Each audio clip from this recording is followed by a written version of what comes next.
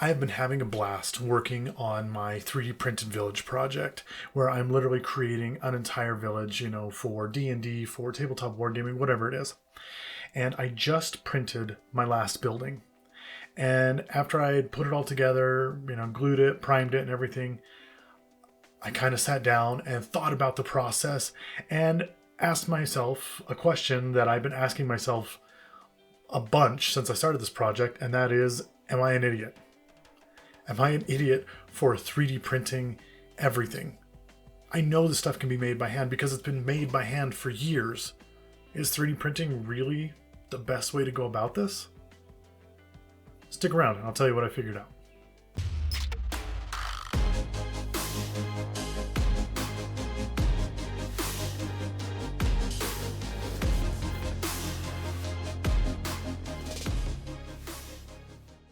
So now that my buildings are all done, I have other things I have to print. You can't just have a village with just buildings. You got to have crates, trees, wells, statues, fountains, or whatever you're going to add for your village.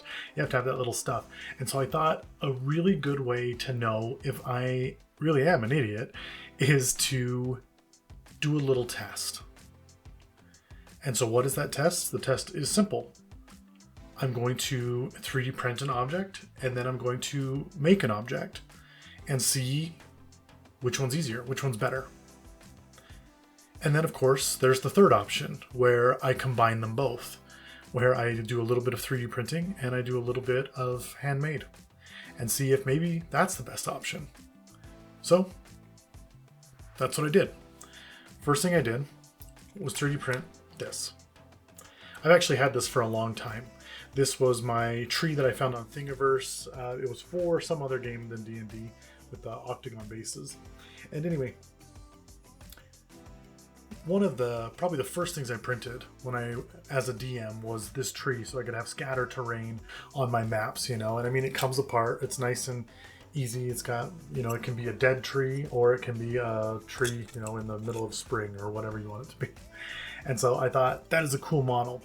Now, doesn't take an incredibly long time to print these. With the two parts, you can start it in a night and it'll be done in the morning. And so how easy is that? Super easy. So what is wrong with this? I feel like we can't just base it on ease because then everything would be 3D printing because you just, hit start and it goes. And I guess there are some caveats to that as well. But my biggest problem with this tree is that it is obviously a 3D printed tree. It does not look like a real tree. And isn't that what we're going for? When we're creating these villages, when we're creating these figures that we're painting, don't we want them to be as real as possible? And granted, some of us, we settle for what the best that we can do and we leave it at that. But we always want it to be as real as we can get it. I feel like that's kind of a general thing that we all want. And this looks like a cartoon tree. It looks like something out of a video game or like The Simpsons, And I like it. It's easy. It was easy to paint. And could I have painted it better and made it look more real? Yeah, obviously. I mean, I'm not a great painter or anything, but there's things I could have done to make this better and more realistic. But for what it is, I mean, it was easy and it served its purpose. One thing I will say about that, though, is that I have looked for files on 3D printed trees. And if you want a dead tree, you can find incredible stuff.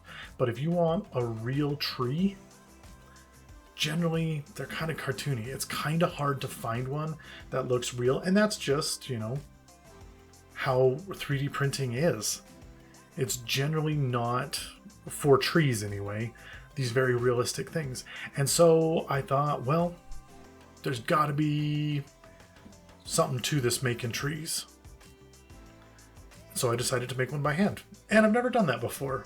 So to teach myself how to make a tree, I started watching videos. And I watched probably 10, 15 different videos on how to make a tree. And what I ultimately decided was that I was going to use branches, use something from an existing tree. I mean, what looks more like a tree than a tree, right? And so I walked around my neighborhood and I found some branches. And I'd seen pine trees. I had seen other, I just decided to make just like a generic tree and nothing too special. I'm not adding fruit or anything to it. I'm not trying to go crazy with down to the leaves and things like that. I just wanted a good tree that would look good in my village. So I found a couple good branches that I thought would work. I mean, the problem with a branch is that it generally doesn't look like a tree. It looks like a branch, unless you can find one that just splits off in all the right directions, does everything right. But I didn't. So I had to make do. And what did I do? I got the branch. I cut little notches into the sides, and then I cut up the branch even more, and other branches, and I started putting it in it until I had a generic tree shape that I was happy with. It's not the best looking tree, but it was a good one. And once I had the skeleton of my tree, or I don't even know what you would call it, the tree without the leaves. Once I had that all done, I needed to make my leaves. And I'd seen a couple different processes that I wanted to try.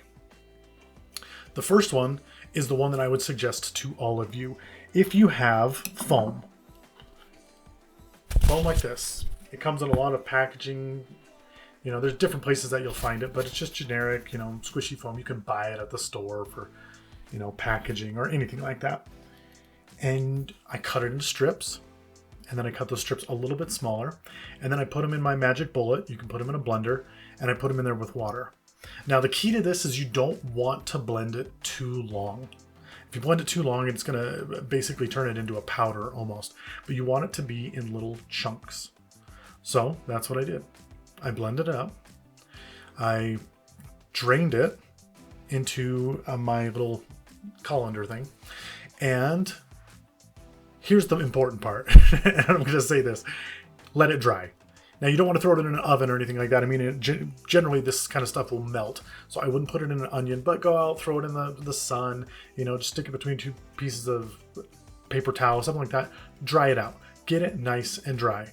I was impatient, and I didn't wait, and it caused me some problems. And we'll talk about that because I'm not a very patient person. Paint it.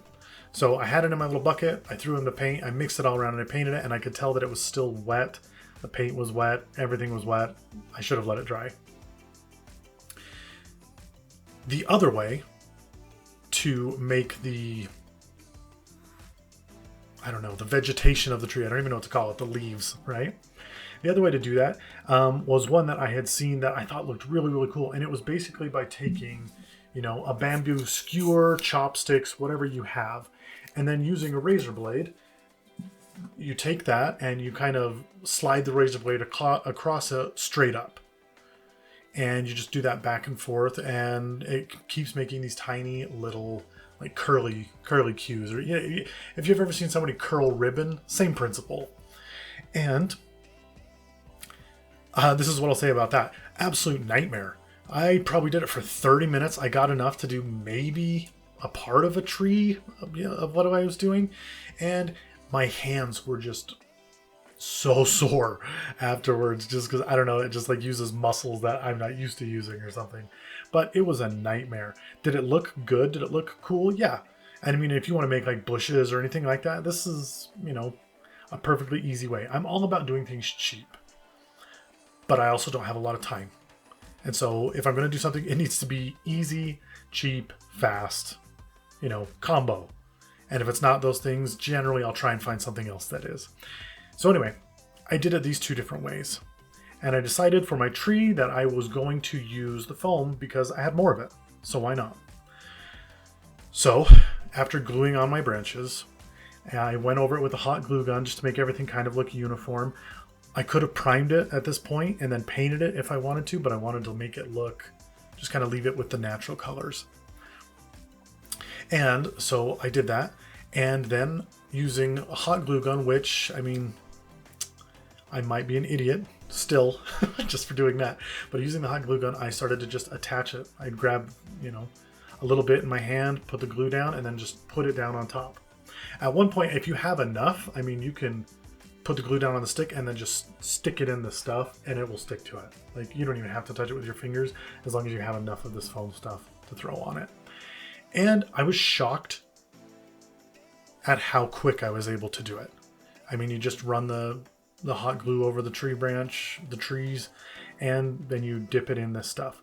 Now, like I said, it was wet. Using hot glue and pushing into hot glue, being wet, kind of saved my fingers a little bit. So take that as you will. Yes, it was a dumb thing to do, and I should have waited for it to dry, but it kind of protected my fingers because it was wet, and I didn't get burned even one time doing this whole process. It's a miracle. But then once you've pushed it all in and got it all on there, you have your tree. It's not a perfect tree, but it's a good tree. It's my tree.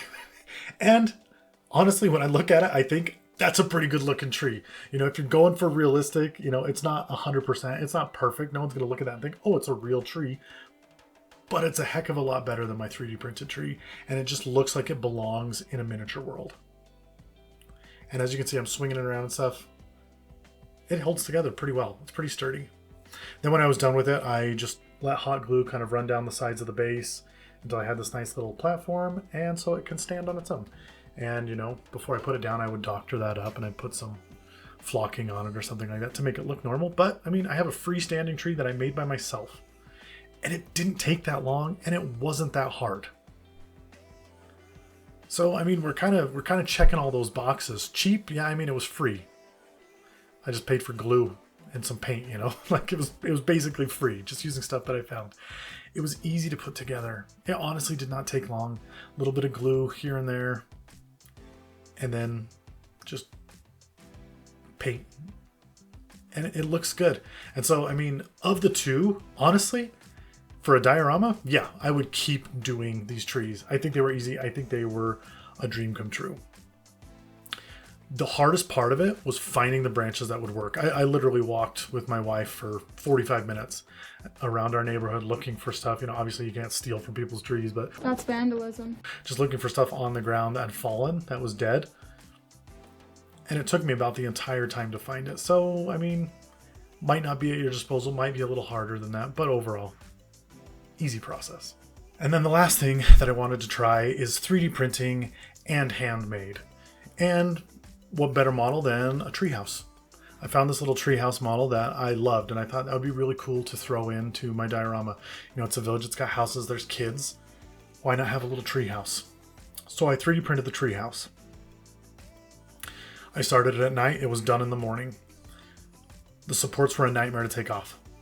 I gotta keep saying that. Supports are not fun, and the smaller, more detailed something is, the harder it is to remove those supports. There's different kinds of supports, there's different things that you can use.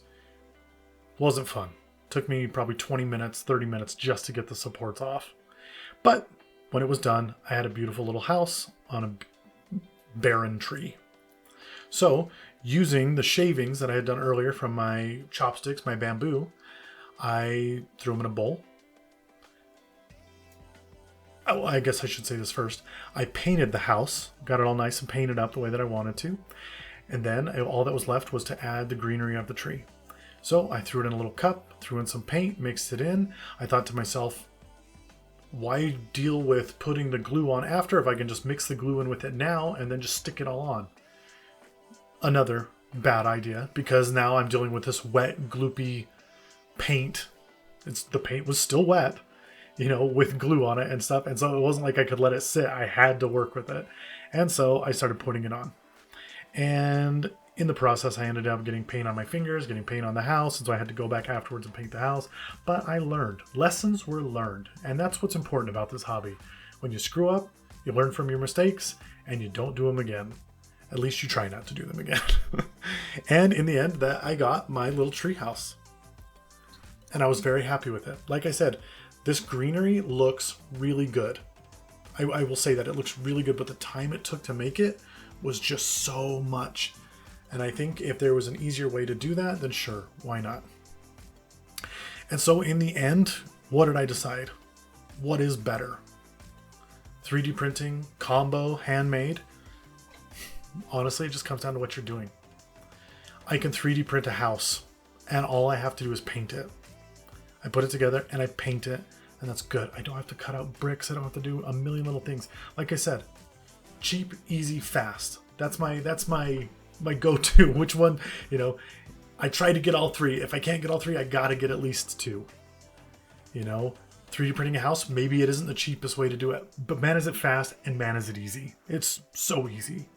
You know, and hand making them, it is not fast. It is not easy. It is literally just cheap. And granted, there's going to be things that are different. Like the tree. The tree is a great example of something that was cheap, easy, fast. I would totally keep making these. I think they look great. Houses and things like that, no. I'll 3D print them every time. I think they look great. I think they look cool. They're sturdy. They're not going anywhere. Fantastic. So, I mean, it all comes down to what you're doing. And I think, you know, pull up a YouTube channel. If you want to find out what's easy and what's not, pull up my YouTube channel. With that being said, please like, subscribe if you like the content. This is what we do. We make tabletop gaming better, as good as we can for you and for me. I mean, let's be honest, I'm kind of in it for me. But ultimately, it just depends on what you're doing. Certain things are going to be way easier to 3D print. The thing that's so cool about this hobby is you don't have to have a 3D printer. You don't have to know how to make things by hand either. I mean, you can buy a 3D printer and print all of this stuff. But you can also make it all by hand. It is as much your work of art as you want it to be and as makes sense for you. So get to it. Make your masterpiece. And let me know if you think I'm an idiot. What do you do? Do you hand make things? Do you 3D print them? I mean, in a dungeon, it's great to have a 3D printed, you know, because you can just move around it, but it also kind of restricts how you can do things, and you have to clip pieces together and all this other stuff. So there's reasons to do all of them, reasons to not do them as well. I'm curious what you think. I'm curious if it makes sense to you and what you think is better. Would you 3D print all the way or handmade? Do you like how 3D print looks versus handmade or vice versa? I mean, as tabletop gamers, what do you want from your tabletop game? What are you looking for? Are you looking for realism, ease, you know, just mobility? Let me know. I'm curious. I really want to know. And as always, thanks for joining us here at Pulsegate Games. We look forward to seeing you come back, so please do. And as always, don't spend so much time making your world that you forget to spend some time in it. Until next time.